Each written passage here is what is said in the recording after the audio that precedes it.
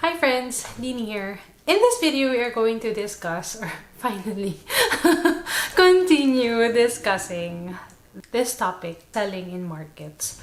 Again, this will be a bit centered in paper crafts, most especially say selling paper flowers, just because that's what I do. But of course, some of the topics will also be relative or related. Or, what do you call this? What's the term? Will be relatable to other crafts, I guess, or to other things. Anyhow, so in the previous video, we have discussed the pros and cons of joining a market. So I hope that it's the pro outweighed the cons for you, because joining markets really is an experience. But here are my tips that I wish you would consider when you join one. So number one is, hold on. Before I discuss, actually, I wanna explain the reason why I was kind of delayed in continuing the series. Just because we actually have an online course or an online class with Creative Fabrica classes that delves more into this. So please do check that out, or I will be placing the links in the description. So do check it out because that's in depth. Anyhow, so I'm just. Having said that, so I'm just gonna mention this. The first one is be choosy in the markets that you will be joining. Not every market will be good for you. So you have two choices here. Ask around from your friends or from fellow artists. Honestly, when we moved here in Rochester, what I did was go to the markets myself, and then when I bought a piece from this one artist and I followed her, it was just like a rabbit hole. It's like, oh, this another artist and this and that, and then that's also you're gonna make a whole new circle just by getting to know them, talking to them, and then that way you can ask them. It's like, oh, how was this market that you went to? It's like you will get insights from just asking around. And so yeah, be choosy in your markets, just because joining one really is strength soccer, I guess. It will drain you. So it's like you gotta choose your battles. I think that's the best way here. And of course, the second one is trying them yourself. If you're that curious into one market, of course you can try them yourself, most especially if it happens like annually. This is just a new realization of mine that a very big let's say festival or like an event that drags in a lot of people but also drags in a lot of vendors is not really, if you're food, then that would be a different story. But if you're selling non-essential items that you're just happy to make, having a lot of other vendors really is not the way to go here. That's a major lesson that I learned in the previous year, because I've joined, I think, 4 to 4 markets that the attendance is huge, but then it's like the number of vendors is also huge. The money of the people is just limited, and it's like it can just go a certain distance. I mean, their money, it's like they're not gonna buy from everyone. So it's like, yeah, a lot of people, yes, but it's like they're not gonna buy from everyone. So moving forward, I'm kind of refraining from a well-attended event that also has a lot of vendors. Yeah, that's one realization. So yeah, so that tip, choose your own battle or like choose your markets. The next tip is, I've also learned this from last year, no matter if they say it's an art festival, most especially with the economy now, you can't really expect your like high tier items to sell. So I guess my tip here is, start with the low cost items first. I've discussed this in detail in the Creative Fabrica class, but in my first very good market, I know that was a good market. So it's like I prepared this high cost items like 75, 65 each. I ended up just selling one or two, but what really sold was the 20 to 25 pieces each, like the lower cost ones. I didn't have enough. So that was really a lesson learned, because I kind of like focused myself on like making the higher cost items. So that was a major lesson that I learned. It's like most especially with this kind of markets, and most especially now with this economic climate. It's just unfortunate, but it's like when you're planning with what products to sell, kind of focus on the lower end cost. And then this is a tip that you can try to do, but I'll be honest, this didn't work for me. I'll be honest.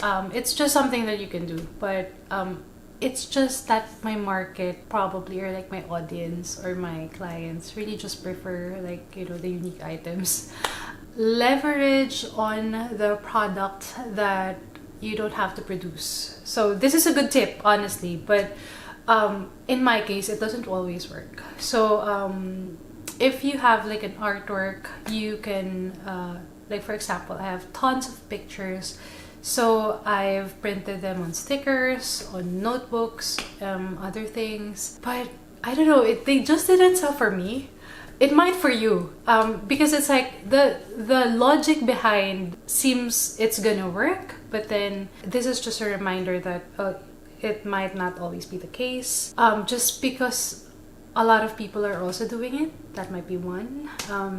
They've had enough stickers in the world that it might not work, but my handmade item still sells more compared to the stationery that I've released. But this is just an idea. So if you have artworks or photographs, you can convert them to, again, items that you do not have to produce, like notebook stickers, mugs, items that you can outsource. So tip number 4, join online groups like the Facebook groups regarding vendors and similar things, because it's really helpful. You'll get insights, like for example the layouts, the displays, things like that, what sells and stuff like that. So to leverage that, so you can join a number of vendor groups. So yeah, that's one of my recommendations. And then this final tip, this is the one that worked or works for me. Talk to your people. This is big, coming from like a very introverted person like me. So when you join markets, you will see other vendors who are like on their phone, checking their phone. There's somebody there and then they're just checking their phone. No, stop that. Talk to the people that are coming in your booth. This might be debatable, honestly, because I see other artists that do join markets that always say, when people come in, just back away, stuff like that. It depends. If it'll work for you, great. But what really works for me is when I talk to people and tell my story, tell the story of my products.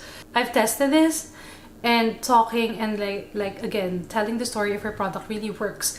Just from like last year. So I had this long booth.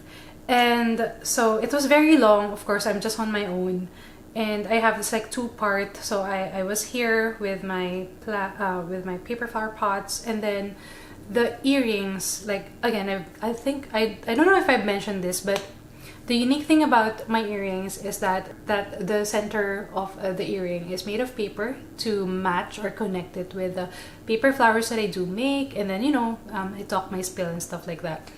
On the first day of the market, I think I only sold one, just because it was far from me.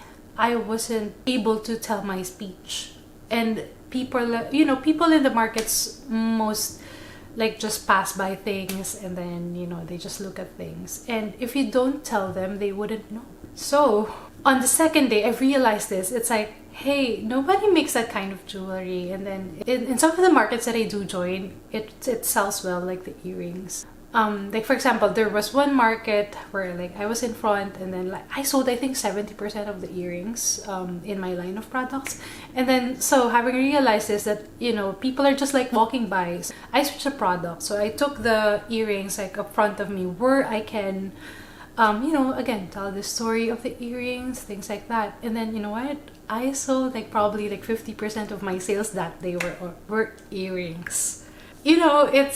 That's why you have salespeople like doing sales, right?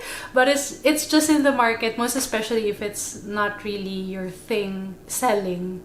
If it's like you're already the artist, you don't really want to talk to people because you are the one who already made the product. So it's like, I'm not really comfortable talking to people, but if you're not comfortable, just tell the story of your product. Just be like the spokesperson for your products, because you are because you made them. So it's like, just tell the story. If you're not comfortable telling, you know, how's the weather, how's like this, just like greet them. Hi, how are you? Oh, by the way, the unique thing about the earrings is that the center of the earring is paper to match with the paper flowers that I do make.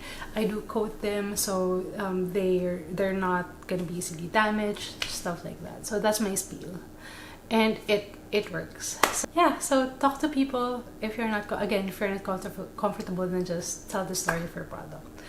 And it really worked for me. So that one, it really worked. So but yeah, I'm so happy that I'm finally able to continue talking about this, or like continue this series. In the next video, or the next video of the series, I do plan to discuss layouts, my favorite. So because, as I mentioned in the previous video, I can get obsessed with my layout just because I worked as an exhibition designer before. So yeah, again, do like this video, subscribe to our channel, and do expect more videos like this. So thank you so much. Bye.